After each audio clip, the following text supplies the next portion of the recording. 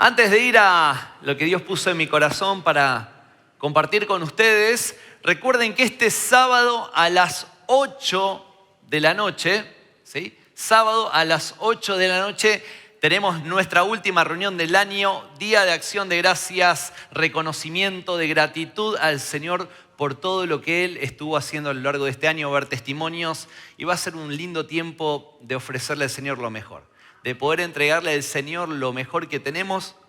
Perdón, me está sonando el teléfono justo ahora. Qué mal, ¿no? No se escucha, pero ahí se está sonando.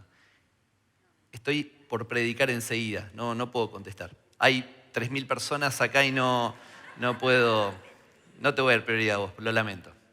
Perdón. 8 de la noche, ¿sí? 8 de la noche.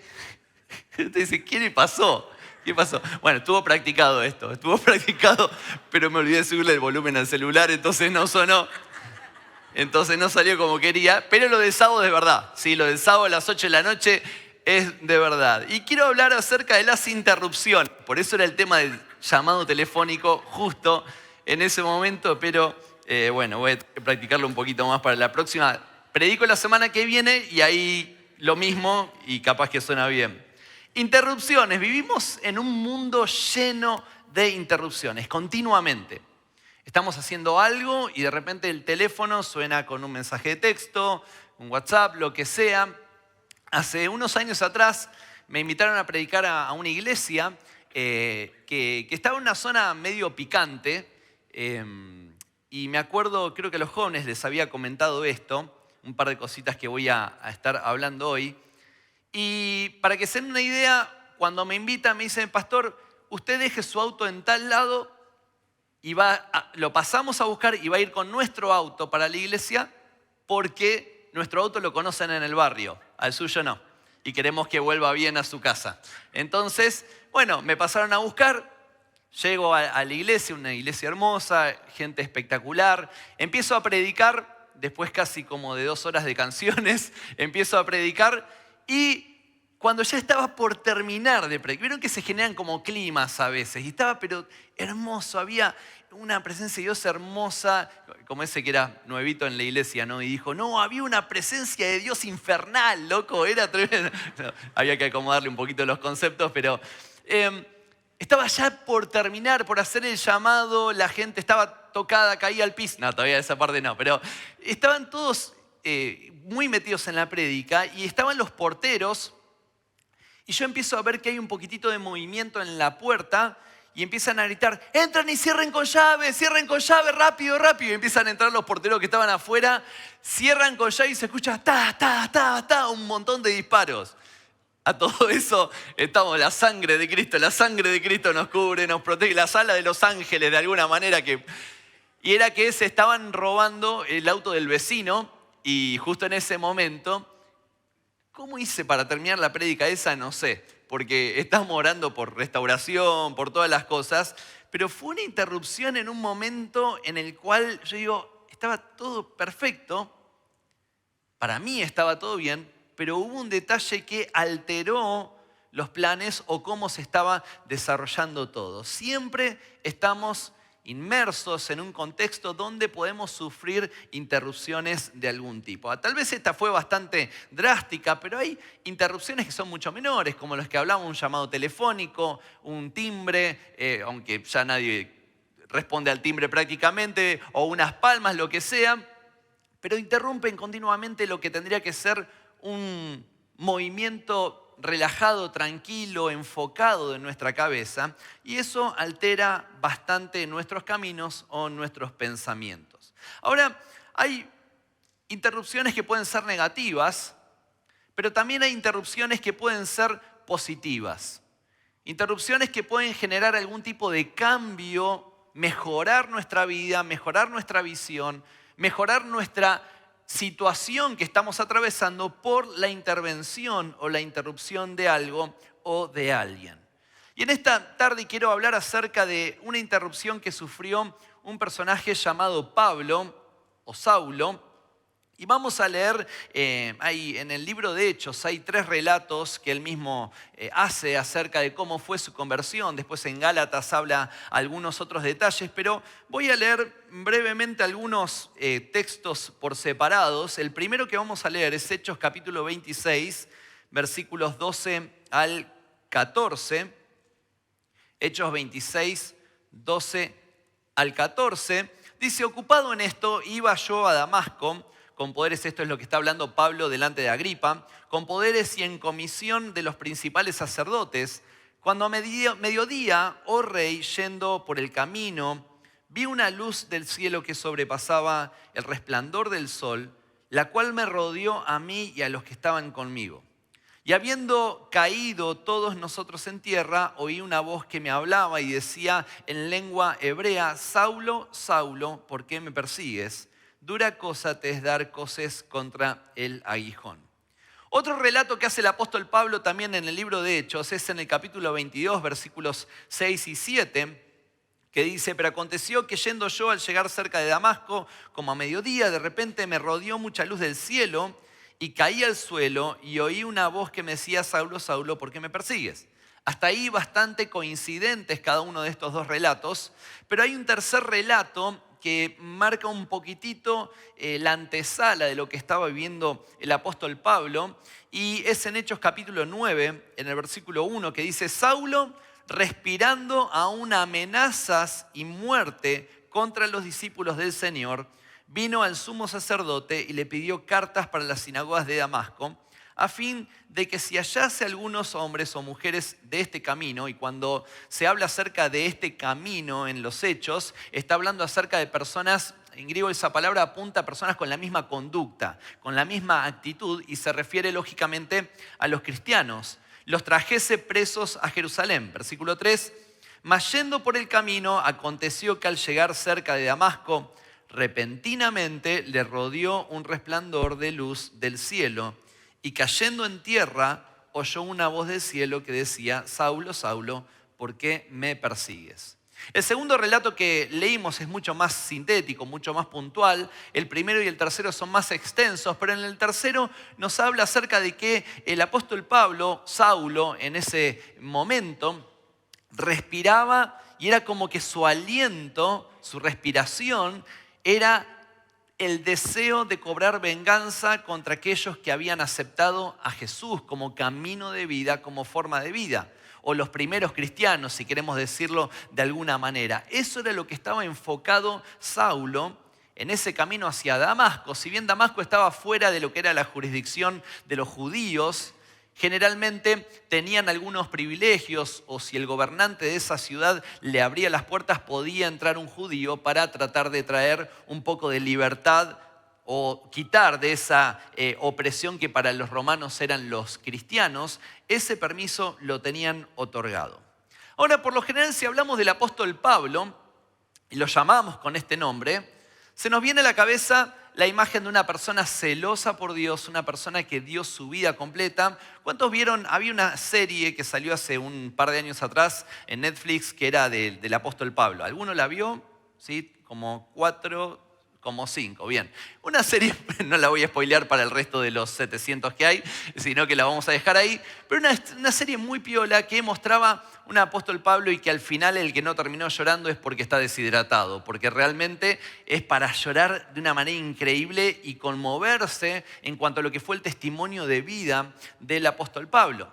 Entonces, cuando hablamos de Pablo, hablamos de un referente en el Nuevo Testamento, uno de los que más escribió cartas, o de la mayor cantidad de cartas escritas en el Nuevo Testamento. Alguien no fue el que más escribió en el Nuevo Testamento, sino que fue Lucas, porque la extensión del Evangelio de Lucas y de Hechos es más grande que todo lo que escribió el apóstol Pablo, pero la mayor cantidad de cartas la escribió una persona que tuvo un encuentro, una intervención con alguien, una interrupción en su camino mientras estaba yendo a Damasco.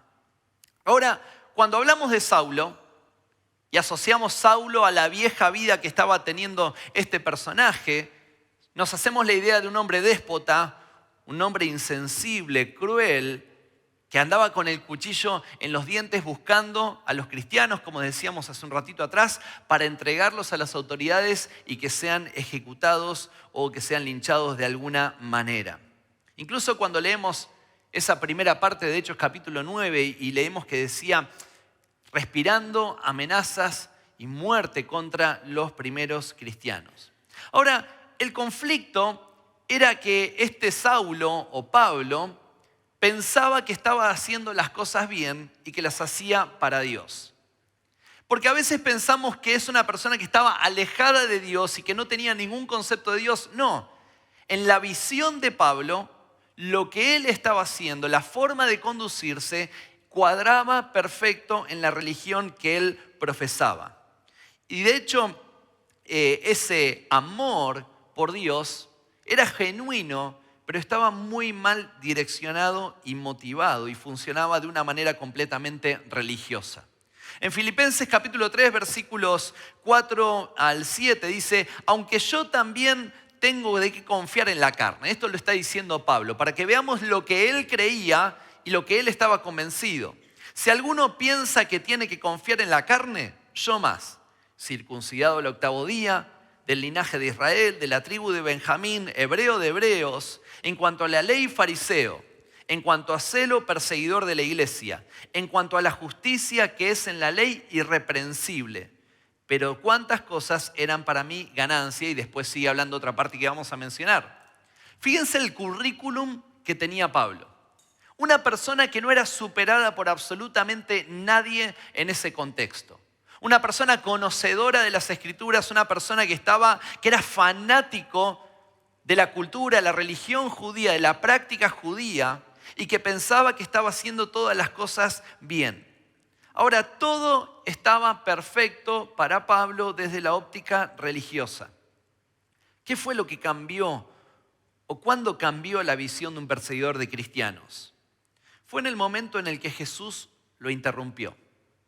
Fue en el momento en el que Jesús le sale al encuentro y esto cambia completamente su visión. Y lo cambia de tal manera que Pablo mismo en Filipenses, después de ese último versículo que leímos, en el versículo 7, la segunda parte, dice, todo esto lo he estimado como pérdida por amor de Cristo.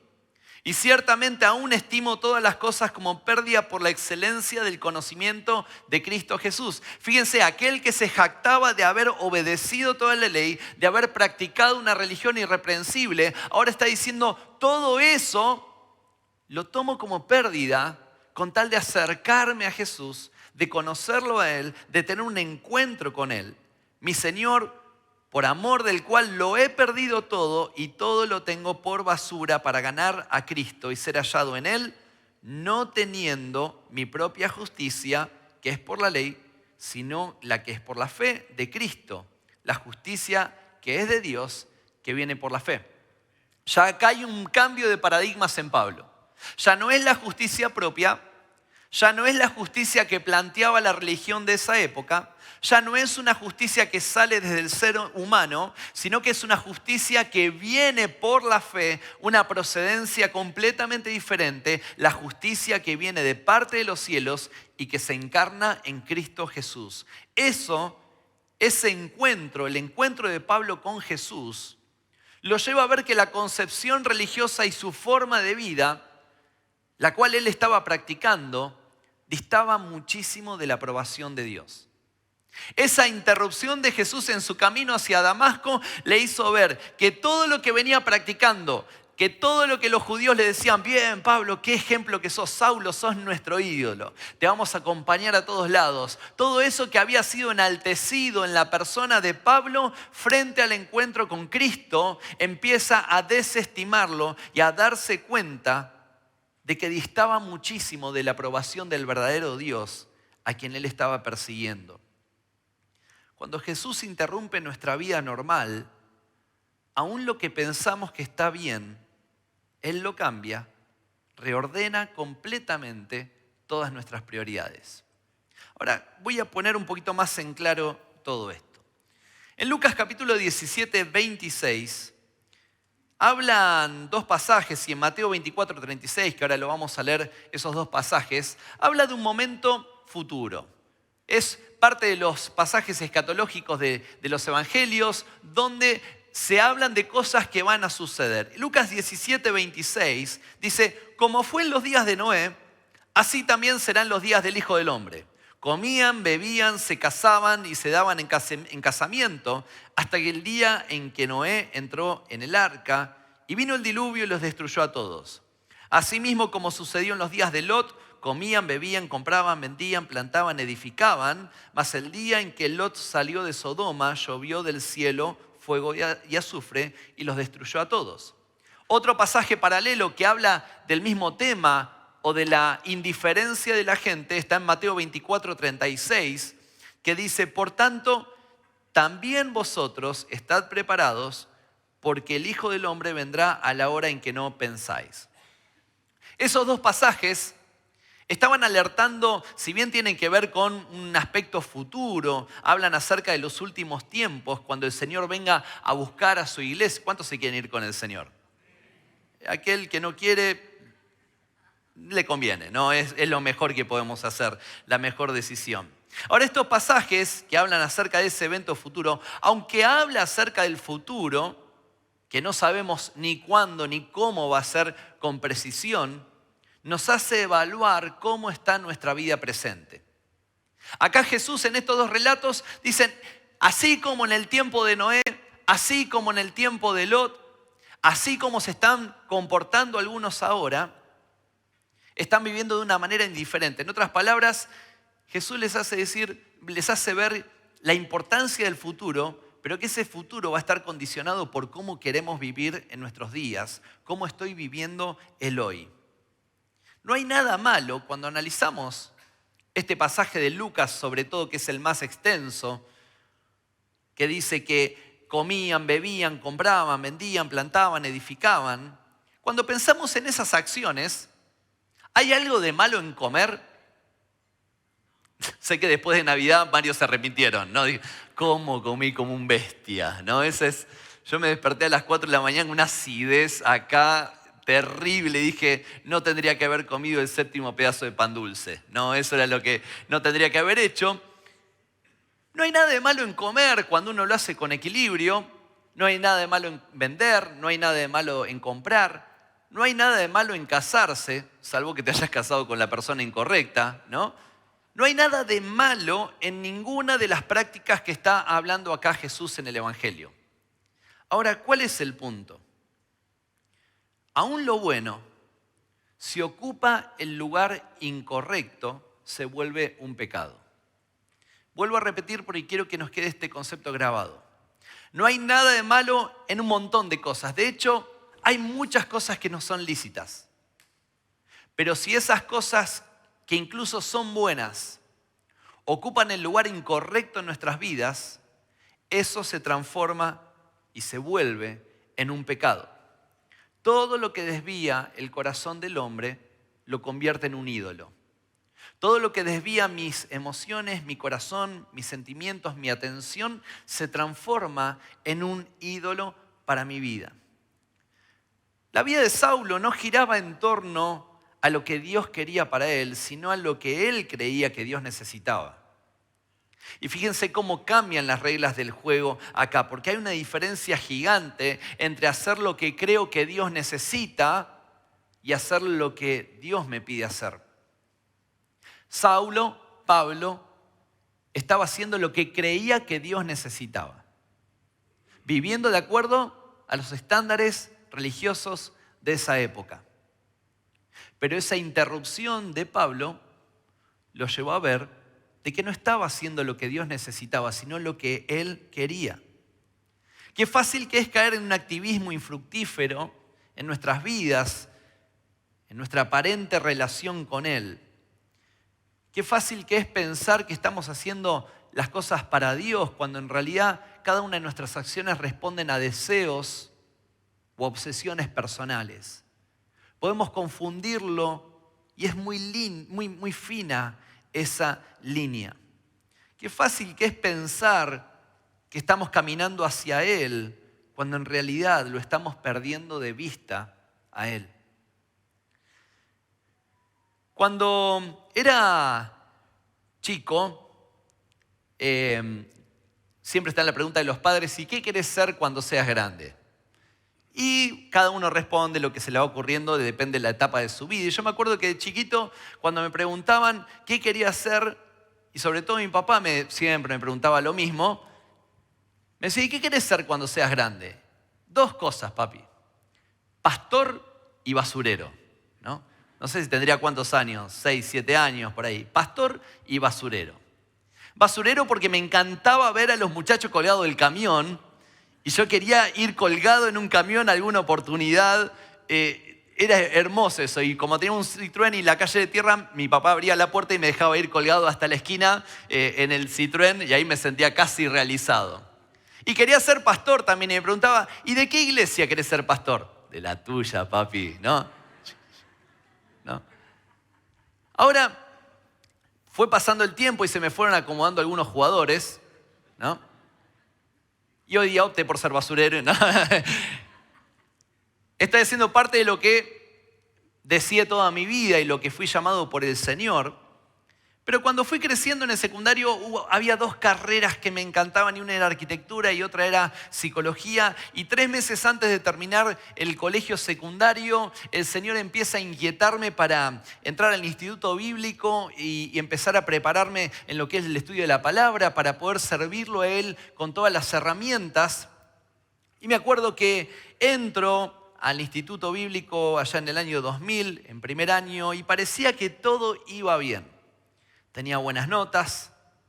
Era un chico medianamente, no pasaba desapercibido, pero tampoco llamaba la atención. Entonces tenía una vida totalmente normal. Por ahí era un poco notorio porque llevaba el mismo apellido que mis padres y los tenía en clase y era tener en clase a mis papás. Ah, vos sos el hijo de... Sí, ahora no hace falta preguntar porque hay cosas evidentes, pero en esa época me peinaba, lógicamente. Tenía mis ingresos porque daba clases de música, de saxo, entonces más o menos manejaba una billetera chiquitita, no virtual, pero vivía independientemente dentro de todo para mis saliditas. Y me había puesto de novio con una chica que era hermosa, era mi primer novia, mi primer beso, todo. Y estaba como en la cresta de la ola, decía, wow, qué bien que está todo, perfecto. Ahora, en el transcurso del segundo periodo, ahí en el año 2000, hay un brote de una enfermedad respiratoria y empiezan a llevar a todos los estudiantes, a mi papá junto con otros del personal del instituto, empiezan a llevar en camionetas al hospital a hacerse pruebas respiratorias, con inyecciones y todo eso. Y resulta que había habido una enfermedad. Yo dije, ay, bueno, eso se la pescan los debiluchos. Yo estaba re bien, me sentía bien, estaba gordito, aunque pesaba 63 kilos en ese momento, pero me sentía que estaba bien, fibroso. Y de repente cuando me hacen la prueba, la Mantú, que Mantú se llama, ¿no? La Mantú, me sale positivo, que tenía también la enfermedad esa. Me quería morir porque esa prueba mostraba que me había infectado con tuberculosis en el año 2000. Ahora, se me vino el mundo al piso. Y esto les había contado a los jóvenes hace un tiempo atrás. Porque para mí estaba todo bárbaro. Estaba todo perfecto y de repente de un diagnóstico a otro, ¡blum!, se me vino todo al suelo. Pensé que iba a perder el instituto, pensé que iba a perder un montón de cosas que estaba viviendo, no podía ver a mi novia, pero no podía dar clases de saxo, lo cual me hacía que no tuviese plata para mis cosas. Había un montón de cosas y encima empezaron a venir un montón de preguntas y reproches contra Dios, diciendo, ¿qué onda, Dios? En la iglesia te sirvo en todo, soy líder de discipulado, coordino a los discipulados, limpio, soy asistente pastoral, hago esto, hago lo otro, tal. Empecé a sacar en cara toda la listita de las cosas que estaba haciendo para Él. Y mirá cómo me estás pagando con una enfermedad. ¿Por qué me tiene que pasar todo esto a mí? Se me había nublado el mundo y había entrado una confusión enorme. En esos primeros días en los cuales estaba acostado porque tenía que hacer reposo, llama por teléfono una hermana de la iglesia, la hermana pastora que suele sentarse ahí en la tercera o cuarta fila, que por cuestiones de salud no puede venir muy seguidito. Y es una mujer que muchos la conocen y saben que no habla mucho, pero cuando habla, agárrate. Y me llama por teléfono y me dice, Fernandito, tengo que darte una palabra de parte de Dios por lo que estás atravesando. Y yo decía, oh, que me mande una palabra de aliento, vas a salir victorioso, vas a esto, lo otro. Me imaginaba la mejor de las palabras y me dice, Dios me dijo que Él permitió que te enfermaras porque estabas corriendo, estabas caminando, pero con tu vista muy horizontal, mirando las cosas terrenales y no tenías tiempo para mirar hacia arriba. Entonces, como estás acostado, Dios me dijo que acostado no te queda otra alternativa que mirar a los cielos. Hasta poéticamente me lo dijo Pastora, ¿no? La odié a Pastora. Después le pedí perdón al Señor, ¿no? Y me agarré una mezcla de sensaciones. ¿Por qué? Porque tenía bronca con la persona que después nos enteramos que había sido la parte de la que podría haber generado todo este conflicto. Bronca porque pensé que iba a perder mis estudios. Bronca con la persona que me dio la palabra porque me dijo lo que yo no quería escuchar. Pero sobre todo bronca y frustración conmigo mismo porque entendí que en todo lo que estaba haciendo me había olvidado de contemplar un poco a aquel que me había llamado. Estaba tan activo, tantas cosas, tan con mi mirada acá, que me había olvidado de mirar un poquitito hacia arriba. Desgraciadamente hay un punto en la vida donde todo se torna rutinario y perdemos el enfoque en Dios. Cantamos, pero no adoramos. Oramos o hablamos con Él en una oración, pero sin dejarlo hablar. Venimos a la iglesia, pero no para exaltarlo, sino para suplicarle que nos saque del pozo en el cual estamos inmersos. Le pido que me hable, pero me tapo los oídos cuando me quiere hablar. Le digo que lo amo, pero paso días lejos de su corazón. Y hasta nos acostumbramos a que la misma presencia de Dios se torne rutinaria. Actividades que se transforman de dulces melodías en ruidos molestos. Y dicen que los ruidos continuos pueden generar sordera. Entonces, si no queremos ser sordos, tenemos que aprender a apagar todo lo que está alrededor y empezar a enfocarnos un poquitito más en Él. Eso fue lo que entendí en ese tiempo. A los días de que Pastora me dio esta palabra y ya habían pasado unos meses incluso, estaba orando y Dios me habla un pasaje en Isaías 29, fue dentro de ese mismo mes, perdón. En Isaías 29:13 en la NB dice, este pueblo me alaba con la boca y me honra con sus labios, pero su corazón está lejos de mí. Su adoración no es más que un mandato enseñado por hombres. Me sentía un Saulo persiguiendo a los cristianos pensando que estaba haciendo las cosas para Dios. Ahora este pasaje empezó a cavar profundo a mi corazón y me hizo dar cuenta que mis responsabilidades y compromisos habían cambiado mis prioridades. Y que lo que estaba haciendo había reemplazado mi relación con Dios. Mi voz no era la misma, mis objetivos no eran los mismos, mi pasión no era la misma, mi corazón ya había dejado de ser el mismo permeable que había entrado en el instituto. Ahora, después de esos días de reflexión, ahora sí, unos meses después, seguía con ese sabor medio amargo de todo lo que estaba viviendo y estaba tocando el teclado en la iglesia en esa oportunidad, era un día sábado a la noche y terminamos de tocar, que empezaba la predicación y en las aulas del fondo, algunos tal vez se acuerdan, había un grupo de intercesión que oraba paralelamente mientras estaba la reunión. Y cuando yo me siento que bajé de tocar el teclado, se me acerca una hermana y me dice, Fer, te están llamando de una de las aulas del fondo porque quieren orar por tu vida. Y por dentro decía, estas señoras adultas, ¿qué quieren ahora? Lo había dicho en otras palabras, ¿no? Pero como ahora tengo la misma edad que tenían esas señoras adultas, en ese momento tengo que cuidar mis palabras. Entonces, desganado, me acuerdo que me voy al aula y estaban orando, súper enfocadas en el Señor y empiezan a orar por mí y por dentro no me pasaba nada porque todavía seguía con ese tecnicismo del corazón donde parecía que estaba todo bien en mi vida y no entendía por qué me había pasado todo lo que me había pasado o no quería entender. Hasta que en un momento sentí fuerte que Jesús, mientras me pongo en un costadito así tipo forma piquetera, aunque estos días no podemos hablar mucho de eso, pero si no viene Bullrich y me saca de acá capaz.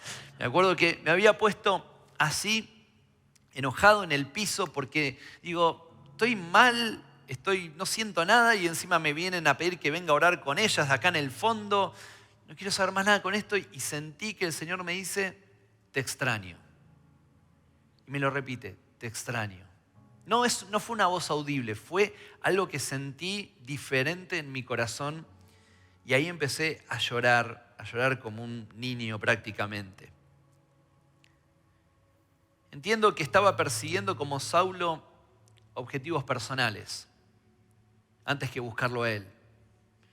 Que un montón de cosas estaban interrumpiendo lo que era mi relación con él, pero no dejaba que él interrumpa mi caminar. ¿Cuántas veces nos encontramos en esas situaciones? Puedo ser interrumpido por todos, pero cuando el Señor me quiere interrumpir, es como que tengo otras prioridades que pasan por alto ese encuentro con el Señor. Nada va a ser más fructífero, nada va a enriquecernos más en nuestra vida como tomar tiempo con el Señor. Nada va a cambiar nuestra visión como lo puede hacer un encuentro con Cristo. Ninguna luz del mediodía, ni el sol más fuerte van a opacar lo que fue la luz brillante que vio Pablo. Porque Pablo dice, era un mediodía, el sol estaba ahí clavado, la luz más fuerte que había, pero él distingue otra luz. Y esa luz fue la que terminó transformándolo para siempre. Por más brillante que haya sido el sol del mediodía, la luz que resplandeció alrededor de Saulo fue mucho más brillante. No hay nada malo de comer, beber, comprar, salir, pasear, cantar, reír, pero nada de eso puede reemplazar lo que es una interrupción de parte del Señor. Dejarnos interrumpir por Dios. Dejarnos interrumpir por Dios. Tal vez este año fue un año de locuras. Y cerrá tus ojos por unos momentos y pensá en todo lo que fue este año y pensá también cuántas veces permitiste que Dios te interrumpa. ¿Cuántas veces ibas a Damasco pensando que estabas haciendo las cosas bien? Lo que correspondía. Pero en realidad cuando tomás tiempo con Dios te das cuenta, Señor, estaba haciendo las cosas que pensé que vos necesitabas, pero no lo que vos me estabas pidiendo. Cuando Jesús te sale al encuentro, ya no es hacer las cosas para Él, sino es volver a esa pregunta que le hizo Saulo a Jesús cuando se le apareció. ¿Qué quieres que haga? ¿Qué quieres que haga? Y lo único que te va a pedir el Señor es tu atención. Lo único y más importante en tu vida que te va a pedir el Señor es tu atención. Y que te quedes contemplando un poco quién es. Cuando Jesús interrumpe, ya no es qué queremos hacer nosotros, sino qué querés que haga. Señor, ¿qué querés para este 24 en mi vida? Y capaz que el Señor te salga al encuentro y te diga, estás corriendo y persiguiendo lo que no tenés que perseguir. Y ojo, recordá esto, todo puede ser bueno, pero si está ocupando un lugar incorrecto en tu corazón, eso se transforma en un pecado, se transforma en idolatría. No importa cuántos años lleves en la iglesia o si es la primera vez que viniste, podés estar corriendo detrás de tus propios intereses y no de lo que Dios te está pidiendo.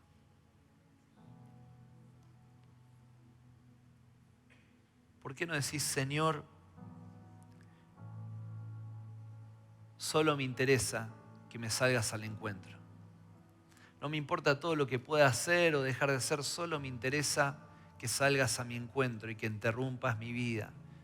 Que este 24 que estamos por comenzar sea una interrupción tuya continua, donde todo pase en un segundo plano donde las prioridades sean las correctas y que esa prioridad sea siempre vos en mi corazón.